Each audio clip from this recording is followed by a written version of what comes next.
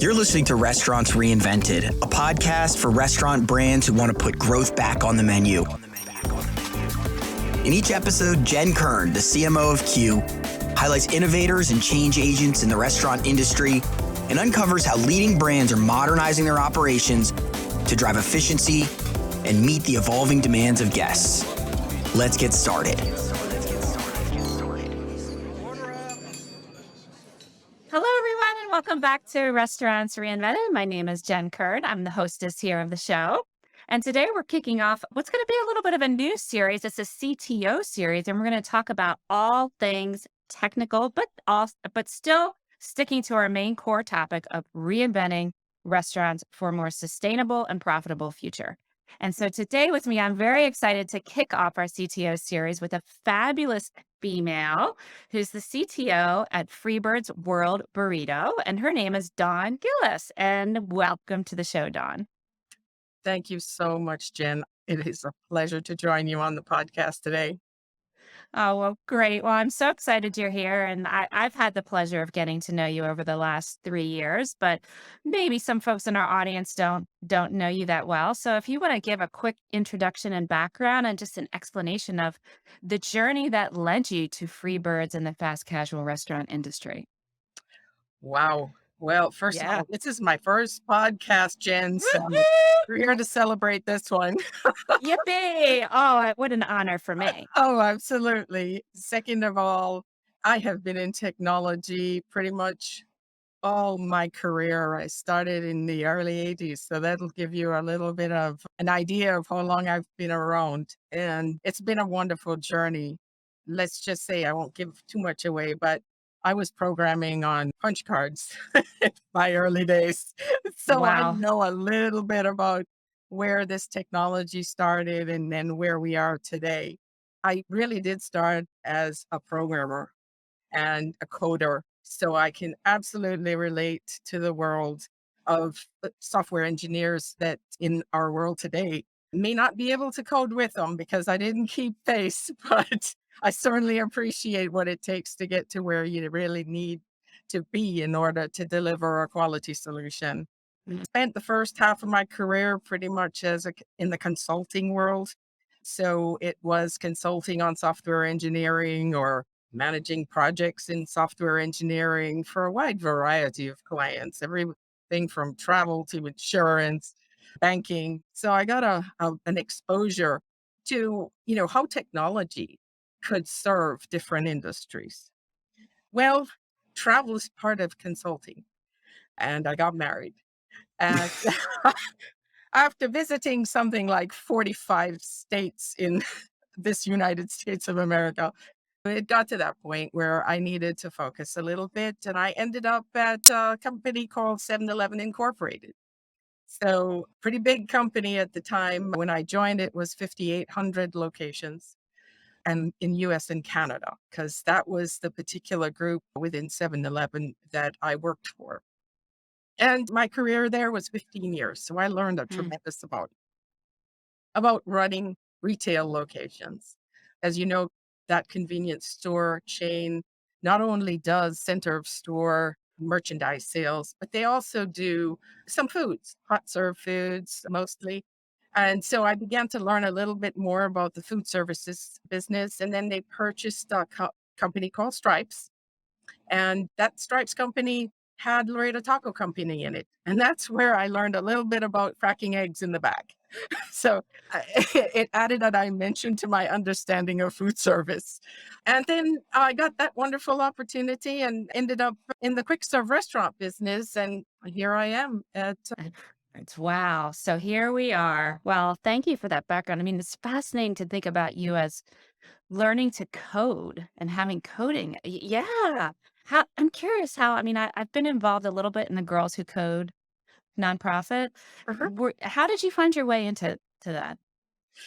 Now, how did I find my way into coding? It was back when it was it was certainly an opportunity at the time for new companies who were looking to evolve computer science into business application programming to Mhm. automate your basic supportive functions within a business.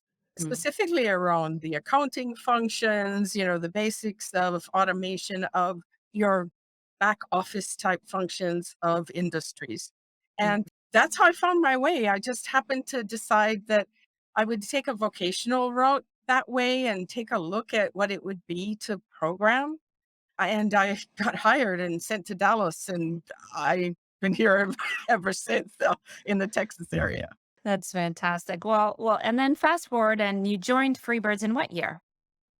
So I joined Freebirds last year in Okay. February Wow. 2021. Those who aren't familiar with Freebirds, 60 units, fast casual, serving amazing, obviously burritos and Mexican style cuisine. And you come in there, and what did you find in terms of a technology stack standpoint? What was there? Yeah. So bottom line, we had technologies that had been purchased, and it was probably about 10 years old by the time I got to Freebirds. It hadn't really been refreshed much Hmm. in terms of their restaurant technology stack, although they had added online ordering to the mix. So unfortunately, it wasn't the worst of it. The thing is that 8 to 10-year-old technology was actually sitting on top of architecture that was 25 years old, right? So you're talking about architectures that basically were flat file driven, that were, monolithic in the way in which they handled processing. So, and, flat file integrations, text-based interfaces to, whatever the systems were. So it really didn't lend itself for us to be able to evolve the technologies to support the guest journeys that we had in mind for the brand. Hmm. So all in all, it was a good time for Freebirds to contemplate completely refreshing their restaurant tech stack. Wow. So I'm just going to go on a limb and say you inherited a lot of legacy technology. We absolutely inherited a legacy technology. And I dare say the executive team here inherited the legacy technologies. Pretty much anybody who was here really didn't have a part in the selection of what was here. Right. And so you join the company and you've got 25-year-old architecture and then systems, some of which are, 10 years old, like you said.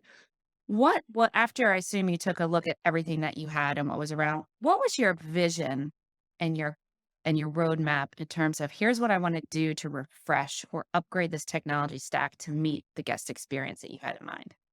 Well, that's a great question because honestly, it was making sure that everybody shared an understanding of what the guest experience should be. That was the Mhm. first step, right? Right. Honestly, you had to really start with that guest in mind in order to begin to craft the vision of what we needed to put in place. And it's not just the guest. We also wanted a good understanding of the journey that our tribe members take every day. Everybody here at Freebirds is a tribe member. The ones in our restaurant are most loved because they're the ones who do the hard work every day. Yeah. And so taking a look at our existing environment and then imagining what it could be for the future was the first step for us to begin to talk about how we would transform the organization with technology. It's a people first organization, so that's the direction we took. Hmm. And so, yeah, what did you come up with? Tell Well, me about it. so after that, you can always bring the tech piece into play, right? And you can Mm-hmm. definitely say, okay, going forward, if we are going to meet these very important requirements to evolve our upfront guest technologies, where the guests can use those technologies to connect with us and purchase our food and interact with us where they want, when they want, how they want, then it's got to be a very scalable and flexible infrastructure that you put in place with an architecture that's cloud native, that is API based, that leverages microservices constructs where possible, and with a partner, by the way, and partners that can actually help you down this journey quickly, because we had to do this transformation pretty quickly as we were aging out of the legacy technologies that we had. So there was a lot to consider. It was two parts. One was the people, and one was the structures that we needed to use in order to build this new world that we had ahead of us.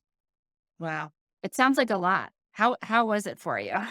And how has it been? I'm sure it's been a long year. Well, it was, but the journey isn't done on your own, Mhm. and it's not done with only one department. So we started the journey as a collective effort across our enterprise, and we first laid down that vision. What do we need to be doing here? So a frictionless experience for our guests was number one. We wanted contactless payments wherever we could put them in. We wanted to improve that loyalty experience for our guests and make it really simple for them to be able to accrue and redeem points. We wanted to use biometrics where possible in our environment, in our restaurants, because of a few reasons. One is it makes it a whole lot easier to complete the task. And two is the less people had to actually touch a device, the better, right? So we Right. tried our best to leverage biometrics from that perspective. We wanted a reduction in training. It was taking far too long to train a replacement for a cashier. For us, that was critical. It was days that we would have to go through the process. So we needed something that would reduce our costs around that, as well as reduce the lead time to get fully functional cashier. And then we wanted to do all of this and make sure that we had minimal disruption as we rolled these changes. That was also a very key critical success factor. So that was the vision we went in to this with. And the whole process started around May, end of May last year, with the actual complete program defined starting in July of last year. July 10th to be exact, was when we had our kickoff. We completed that whole effort July 12th this year for all 60 locations. Wow. Wow. I mean, that's huge. That's pretty much not often heard of in the industry to do a full technology refresh and restack in a year, and especially for 60 locations. And I know that you have the benefit of being all corporate owned stores. So I think that's one thing that's probably helping you from a speed perspective. But we've had the luxury of working with you as the POS partner and using our platform to help you with that. I'm curious, what would you say to folks who really, a lot of the resistance we run into is it's going to take too long, it's going to take too much time, it's going to cost too much. We're not replacing our systems. I mean, there's a lot of people who actually want to do it, but when push comes to shove and they look at the numbers and they look at how much time it's going to take and the effort, they just decide, you know what? We're fine with what we have. Yes. All right. So that is a big argument. There is no Yeah. doubt about that. And Yeah. I think in the role of CTO in the restaurant industry, that's probably one of the biggest challenges you're going to have is to deal with that conversation and trying to build the business case as to why it is very critical that the time, effort, and money is spent on evolving. I can't speak for everyone, Mm. but certainly I think that if you're going to be a restaurant of the future, you absolutely don't have a choice but to take that journey down the path of completely rethinking your commerce platform. You've got to rethink it altogether because your channels are no longer a countertop POS only. Everybody knows this, but then in order to evolve to support all the channels that exist today for a restaurant, you absolutely have to rethink the entire architecture on which everything's based. So that to me is your first conversation that you have to Mm. really have. If you don't move forward and do something, it is likely that you won't have the opportunity for the future to do something. So it's an imperative that you start to rethink the technologies that support your business and how you use them. Right. And when you talk about rethinking the architecture, one of the things that you've mentioned to us here at Q is the MACH idea, MACH. And it's a great summary. Can you explain that to us? The Mac Yeah, I love that. architecture. Yeah. Yes. So the Mac architecture is all about microservices, API first, cloud native, and headless. Mhm. And I think overall, we kind of talked a little bit about this, and I'll explain it in terms of maybe how we looked at it from the Freebirds perspective, and maybe it comes to life for some. Mhm. So the microservices part allows you to be flexible about the how you go about using the platforms that are supporting your business. And it allows you to maybe leverage working components of a software solution in different ways. So, for example, I'm just going to throw this out an ordering engine, for example, that might be in place for your POS, your countertop POS, can then be repurposed as an ordering engine for your online ordering website. Kind of the services are the same. I'm just trying to be as simple as possible, but the services are the same, right? Mhm. So that's your concept of the microservices, right?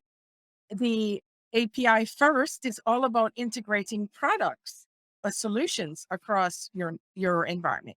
So what do I mean there? For us, API first was very critical for us because we also decided on, for example, separating our time and attendance from our POS.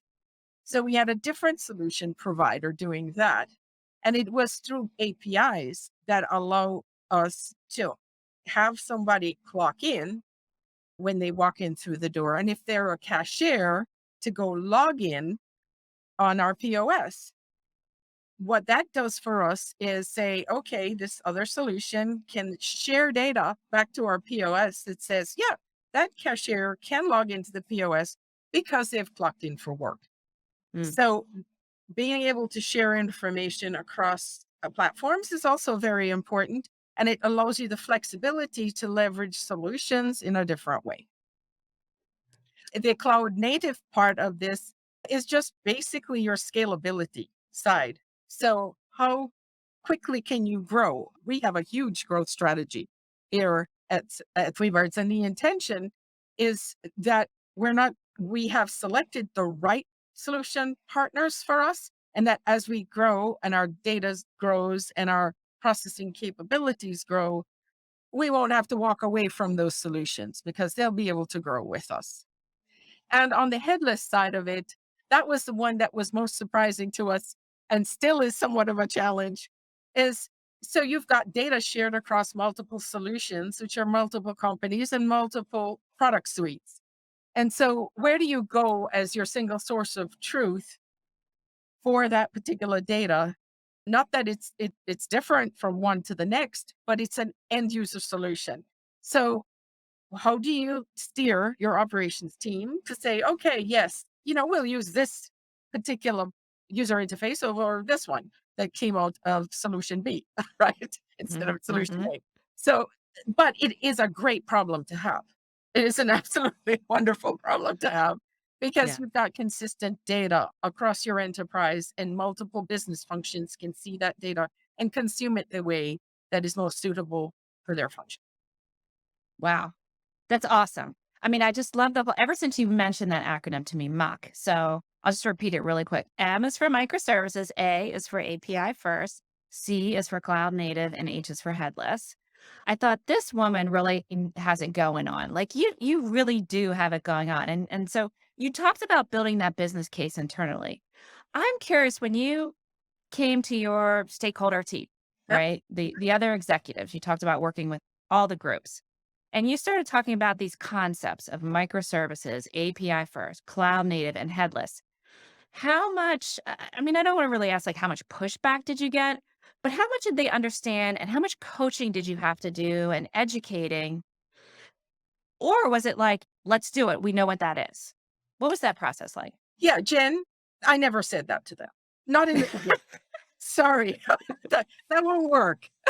Yeah. Okay. Unless, the folks in the leadership team are speed freaks and it just like Yeah. rings with them because it's like max speed. So, you Yeah. could use some kind of marketing strategies, you know, to, to, Right. to sell Sure. it. But it's certainly not at the detail level that you're going to sell this concept, right? I think being able to relate it to exactly what needs to get accomplished to meet the Hmm. business objectives is the most important approach. So for Freebirds, what was most important was we have to improve our guest ordering channels. That was like number one. Well, that was a driver, but we had no foundation on which to improve that. And when you say improve the guest ordering channels, give me more specifics there. Like how? Like Yeah, speed, so ease you're of use? talking about improve the guest ordering channels. Technically, we only really had one, which was our web ordering. And then we also had an app, and a mobile app, but it was a white label app. And honestly, it was rather stale. And all its entire purpose was more to uh, accumulate and redeem points than it was ordering.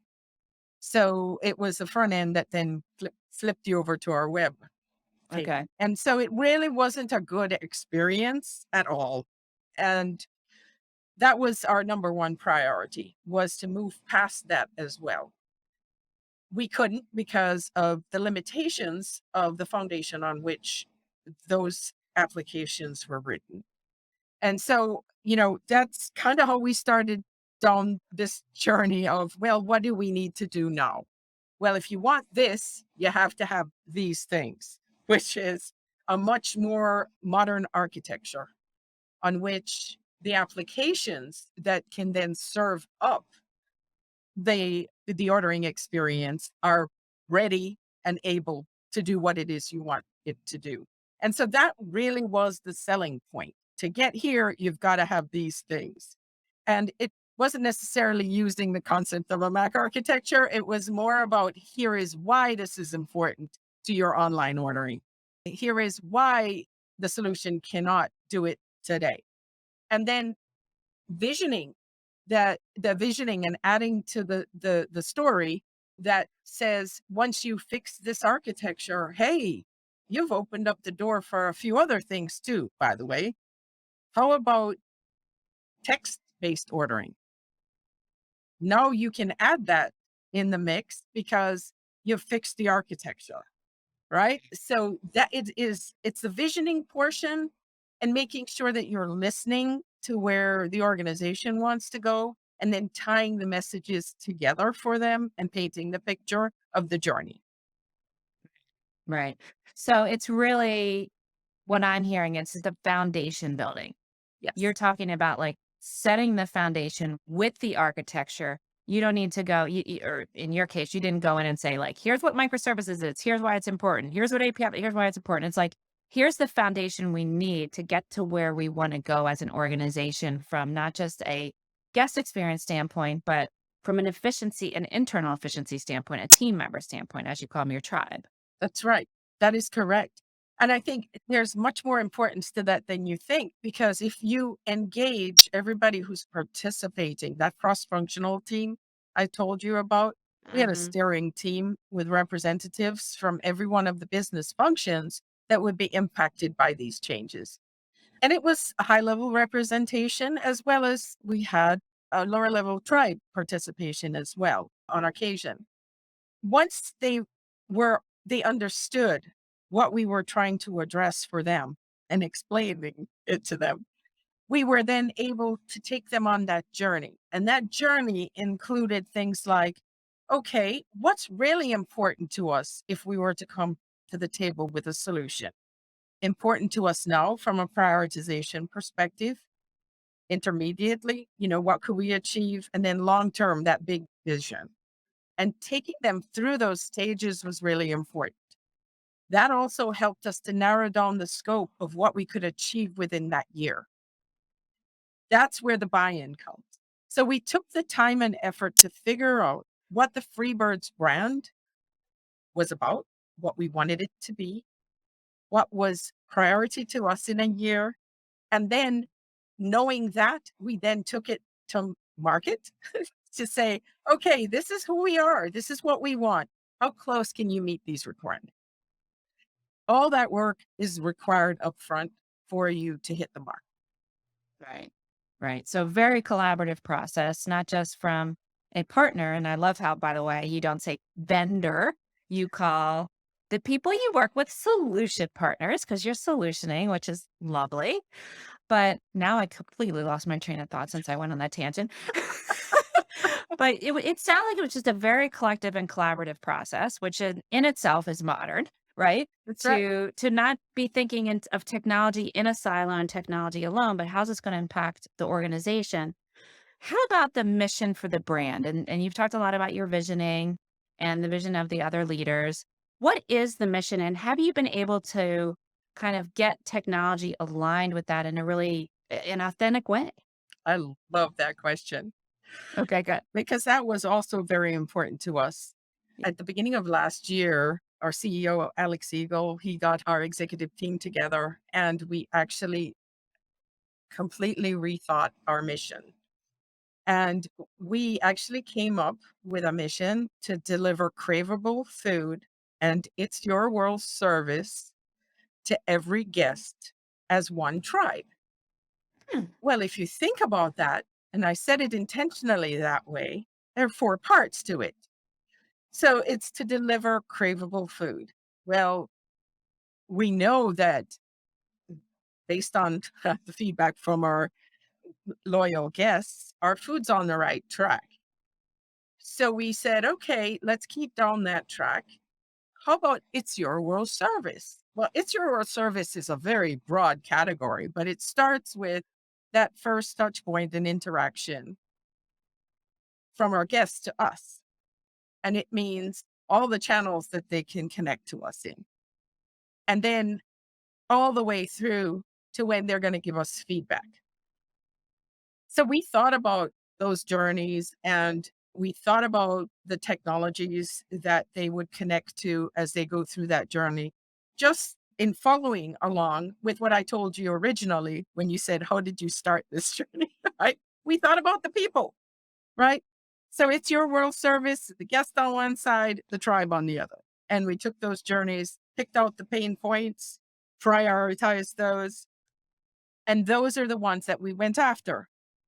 So as simply put as possible, we realized that, certainly the POS had to go. That was a problem. We realized that there were certain functions in managing our tribe that when it comes to the administrative side of it for workforce management, that we knew we had to do and address that as well. And then we also knew that we needed a fresh look on our website as well as our mobile app. So we took it in bites and we delivered on the commerce engine along with the updated channels by July 12th. We also were able to put in facial recognition for time and attendance, extract that from the POS so it doesn't disrupt the flow of the guest line and it doesn't disrupt the flow of the cashier, right? Mhm. So that administrative function was taken away. And then our labor scheduling, we put in a very graphical drag and drop function so that scheduling was easy. We also had selected products that allowed us to mobile enable every one of the solutions we had so that general managers of restaurants can monitor labor and sales wherever they are. So all these were massive changes for them to improve the ability to provide It's Your World service to our guests and to feel much more comfortable in managing the business of running a restaurant. So it was very closely tied and the prioritizations were made based on that. And, we are so happy to also say, and I'm going to kind of scooch this in a little bit, 2023 is coming and that's going to be a lot of fun too, because we have our eyes on some really cool ideas. But before that, we'll actually see an upgrade to our mobile app as well as our web app this year. Great. Well, you've been busy. A little bit. Is it too early for you to have any benchmarking data or results from this refresh? Oh, there were some very immediate ones. Oh, And it came down to the one of the examples I gave you earlier about training. So our training went down from something like 80 labor hours to train a cashier down to 2. wow. It was Yeah. huge. It was a huge change. The intuitive navigation that lends itself to the POS that we selected, which was a Razor terminal supported by Q Beyond. That one, I could not tell you enough about how our tribe enjoys using that device because it's responsive interface. It's very intuitive, tablet based. It doesn't take long to teach the tribe because everything's right there in front of them. It's swiping, it's scrolling, it's going up and down. And there are no switching of panels and all the nonsense that goes on in some of the other POS solutions. So it's very easy to train and learn. And so we've seen that right away in our Mm. environment. We've also seen a tremendous drop in deactivations of our restaurants for online ordering from a third party provider that we use. And it is significant. And when I say significant, we're talking about a 90, I think it's 97% drop in deactivations of our restaurants on a daily basis, which used to generate something like 3 hours of labor for our back end support staff. So those are two huge ones that for us, we're already seeing a lot of benefit on. That's awesome. That's really great. So much fun. So much fun diving into all this with you. And you did give a little sneak peek about 2023. Is there anything on your strategy or roadmap that you can share with us about 2023 and just generally overall too? I'd love to know what you think. Like, what is the biggest sort of innovation or trend that's gonna be next on the horizon?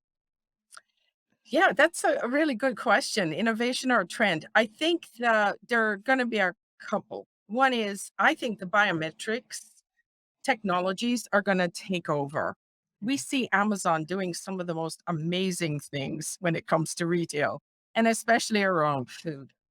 One of my visions this year has been to begin to think through how we can take a make line where you make it your own down a line and actually have it where it's automated so that somebody doesn't have to tell you what's in the tray when it gets to the end, but that there are video technologies that can track what you put on the tray so that when you get to the end, it's already rung off. Mm, There are biometric technologies for payment, like Amazon One, where you can put your hand over a device and pay.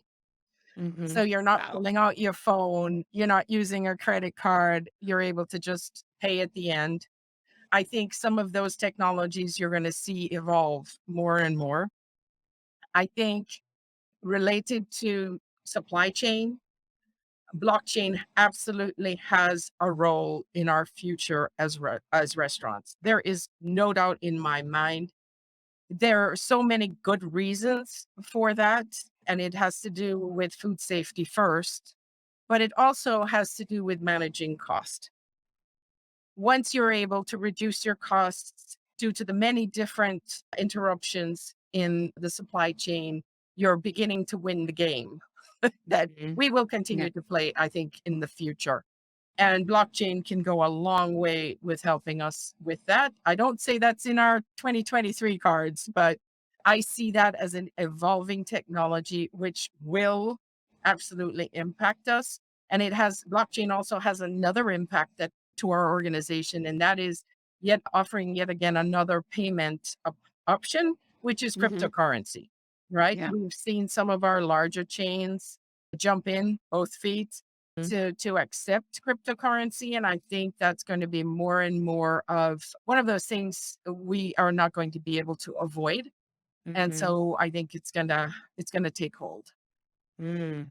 Yeah, well, I love it, and my husband's deep into crypto, Oh, and so he's right. educated and kind of drug me along the last couple years, and so by no means, I mean, I'd still consider myself a novice when it comes to understanding crypto. It seems like very complicated to me, but I love that we're talking about it more in the industry. I was just at a conference recently. It was a big topic. I just see it popping up more and more and more.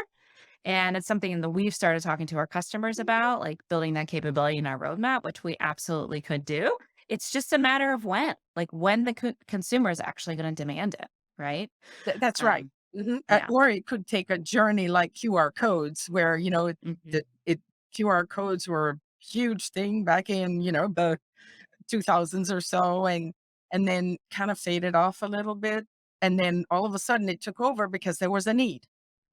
I Hmm. think blockchain might have to go through those cycles first, but I do Hmm. believe that it's inevitable. Hmm. Yeah, and it's very exciting. It's very Yeah, exciting because it definitely will push some boundaries, and if you have that foundation like you've described and that architecture and you've got that in place that drives your flexibility and your speed, as you've mentioned, you're going to be able to adopt these new technologies. Without that architecture in place, it's going to be very, very challenging to adopt the new technologies that we might not even know about today. We might not even be talking about some. You mentioned a lot the biometrics and the blockchain and all that, but there's stuff that's going to come out that no one saw coming. that's right. And yeah, how do you integrate that into your tech stack? One of the things that's been trending recently, and you and I talked about this a little bit, is this POS is dead topic, which I opined a little bit. I wrote a little ditty on it because I felt like a responsibility to the industry to explain why are people saying POS is dead and is it really dead? What say you? That's funny because Hmm. the first thing that I thought about when the conversation started, because I'm a Hmm. active LinkedIn viewer, so and even sometimes contributor, but I had to step back and think about what the statement meant. So POS means a few things. We won't mention what that is, but the point of sale is what we're talking about, correct? Yes. And ever since time, I know there has always been a point of sale. So if we're talking about the concept of a point of sale, that can't be dead because we'll always trade, right? We'll always be getting something and paying something in some way or form. If in fact POS just means the countertop thing in a four walls restaurant, I would say, and so I'm going to go down that path. The countertop thing in the four walls is going to evolve. So if we're talking about somebody standing behind a physical device and trying to ring a sale for a guest and getting payment in the old method, I think that's what we're seeing evolve. If Serena Williams is not retiring, right? Or the GOAT of tennis, she's evolving. It's just like that. The POS is Mhm. evolving. We Mm. evolved from, the cigar box and the receipt book, right? We're evolving. And going back to my comments that I mentioned earlier about video technology being able to tell what you picked up and then you simply, walking away because biometrics already know who you are and how you pay, then the point of sale now becomes the technology that is recording the sale. So it's just evolving. POS, the point of sale will never go away. The device that sits in a four walls environment likely will evolve. Right. So if you're thinking of POS as hardware, maybe POS is dying. If you're thinking about it as hardware. If you're looking at the POS as the transaction or the commerce engine, that is absolutely not dying. And That's one of the things, yeah, I absolutely mean, not dying. right. It's And one of evolving. evolving. I love that. And I love the idea of like not everything just has a start and stop, beginning, end. Like life is about evolution, it's about a journey. That's right. Yeah. And that's why we talk about reinventing restaurants. It's the evolution That's and right. the next phase. Yeah. Exactly. And, we would love to have our tribe completely focused on making this fabulous food and getting it to as many people as we can as quickly as we can. And that's essentially what we're about. By the way, we are also rolling out the program that allows fully integrated with our online ordering that allows our guests to be able to pick up their food very quickly. So we're going to have pickup windows. The Freebirds is planning to do that, as well as geofencing technology so that whenever they drive into our space, we'll be able to know they're there and either deliver it to them or have it at the window for them as soon as they pull up. So the idea is to ensure that we're able to serve as fast as possible so that the craveable food can be consumed Mhm. as quickly as possible. So, you started this whole conversation asking me the question about how did it fit into our mission. I hope I answered the question. You're answering the question in spades for sure. So drive through, yes or no? Not drive through for us because it's Okay. make your own.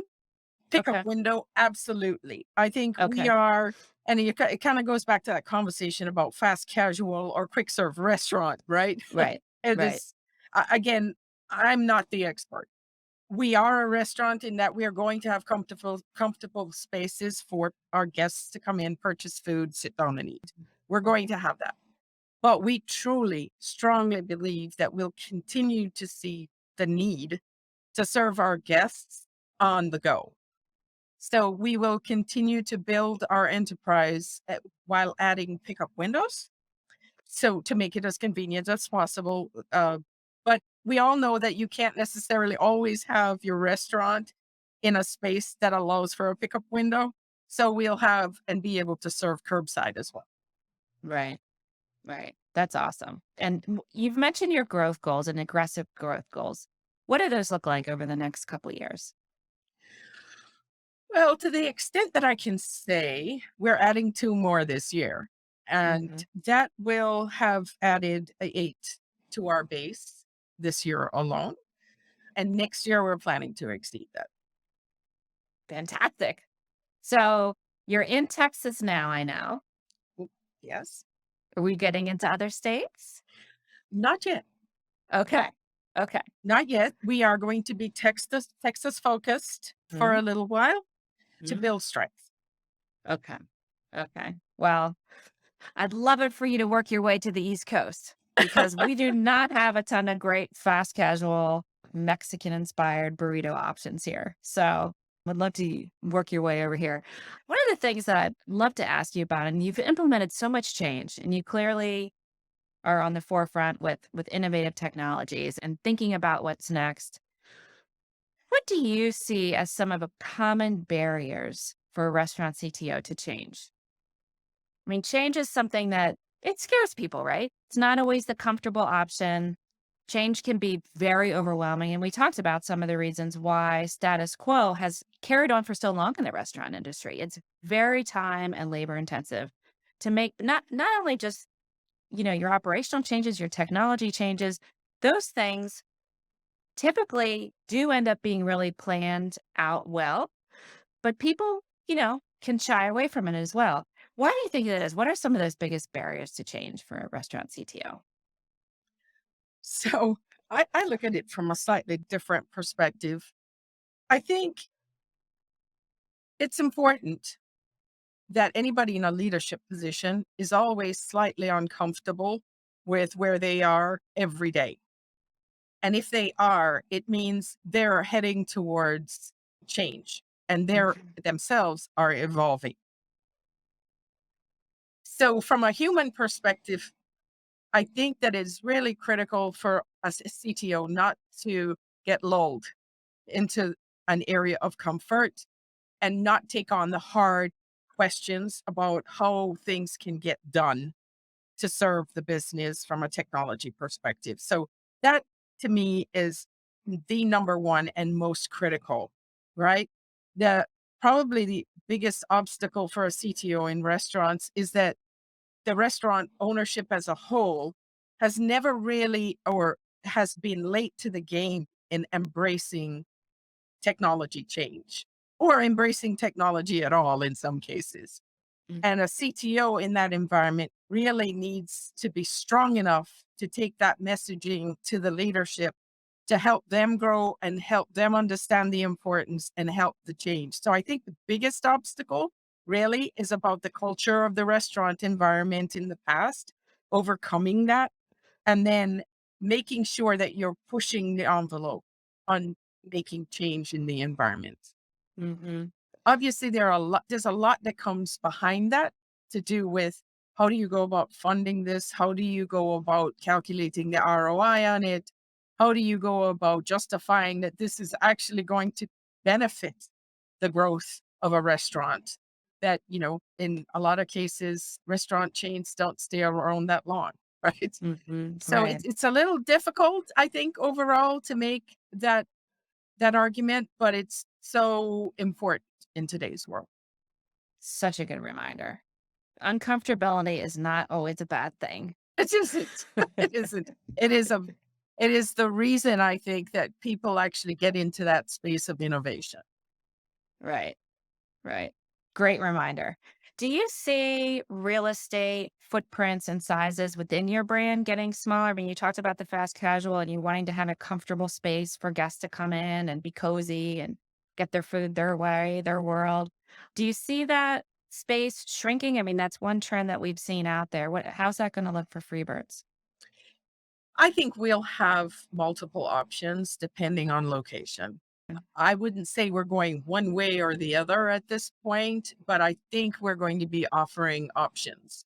Knowing full well that 40% of our sales, or 38% right now of our sales, are online sales. We know that at one point it was 100%. That was like one Mhm. of the most magical things to ever have happened to the technology world. Supporting restaurants was that 100% online ordering. The pandemic, The pandemic, the the pan- silver linings continue. That's right. That was one of the best things that happened to restaurants. But we know Yeah. it can go up as high as 100% now. We know where the Yeah. maximum is, right? Yeah. But I think you need to be prepared to serve on both sides. It will continue to be a powerful contributor to sales within the restaurant environment. So you Hmm. need to think about what that means. And every community is different. And I think it behooves a restaurant chain to determine who they serve, where they are, and then right size what you're doing for the community. Yeah. Can you give us an idea of how your business is doing? I mean, here we are, I'd say coming a year up on being in the post-pandemic environment. What shifts have you seen in terms of your sales and just business growth overall? Yeah, I think we did pretty well during the pandemic, as did most quick serve and Mm-hmm. fast casual restaurants. And we probably just like everybody else, got hit with a lot of the supply chain issues Yeah. that, took their toll. So we haven't seen the kind of growth we saw in 2020, 2021, but we are still doing quite well Mm. relative to our 2019 position. Right. Well, I'm glad to hear that. And hopefully you're not running out of avocados. Are you having an issue getting avocados? No. Okay, good. Because just today, some folks in our office went to a small Mexican chain. I'm not going to say the name of it. It's probably a competitor, starts with a C. Uh-huh. And for the second time in 2 weeks, did not have guacamole. Ah, it happens. It happens. And I don't wish it on any restaurant brand, but hey, I understand. Supply Yeah. chain issues are abundant and we are affected just like everybody else. However, we have done everything possible to work with our local distributors to make Mhm. sure we have contingencies. And Right. we probably have a leg up because we're just in Texas and it gives us a little bit more flexibility. But yeah, we're doing pretty good in that manner. And we I have was a thinking that. great supply chain manager. So Oh, fantastic. Well, I was thinking maybe in Texas you have a little leg up on the avocados, but there's just nothing that beats a good guacamole when you're in the mood for a good guacamole. that is so true. I am a huge And then avocado you fan. you get turned away and it's like there's a grocery store on that corner and there's a grocery store on that corner and there's a grocery store. Okay. I digress. I bet I could find an avocado. And then Uh-huh. I end up making my own. Well, Don, I really appreciate your time here today and sharing your journey with us on the whole Freebirds technology refresh. My hat's off to you and getting all of that done, which just, I know the amount of work that has gone into it in less than a year. Wish you all the best. As we close, any parting thoughts or advice for maybe like a new CTO coming into the space or someone coming from outside the industry? Oh, I would say at this point, be fearless. It's wide open and there is so much more ahead of us, especially as the technologies evolve to serve people. That's one of the things that delights me the most is that we really do now see the convergence of a lot of technology advancements in the past 30 years. And it is just a thrill to me to think that you could string together a set of software solutions that can meet your needs by just simply partnering with vendors across the Mhm. board. And I think be fearless. There's nothing but great things ahead. You might fail, but be undaunted. Just keep Yeah. going. Make the change. Fail forward fast. Go That's for it. right. Mhm. Awesome. Well, thanks again for your time here today. I wish you and Freebirds all the best. I know I'm going to get to see you soon. That's going to be a big treat for me. But for all of our guests who maybe not get a chance to see you soon, where can they find you or contact you? Oh, I'm on LinkedIn. LinkedIn, baby. Easy to LinkedIn. find Don me. Gillis. That's right. Exactly. Fantastic. Well, thank you for being such a strong advocate for reinventing restaurants. And thank you for all the hard work and the professionalism that you've brought to our industry as a fantastic female CTO. Oh, thank So, you so much, Jen. Great, yes. great podcast. Thank you. Thank you for checking out this episode of Restaurants Reinvented. This show is brought to you by Q, a restaurant tech company paving a brighter future for operators with the industry's first unified commerce platform. If you enjoyed what you learned in this episode, make sure to follow Restaurants Reinvented in your favorite podcast app, or visit qbeyond.com/podcast to get immediate access to all of the latest episodes.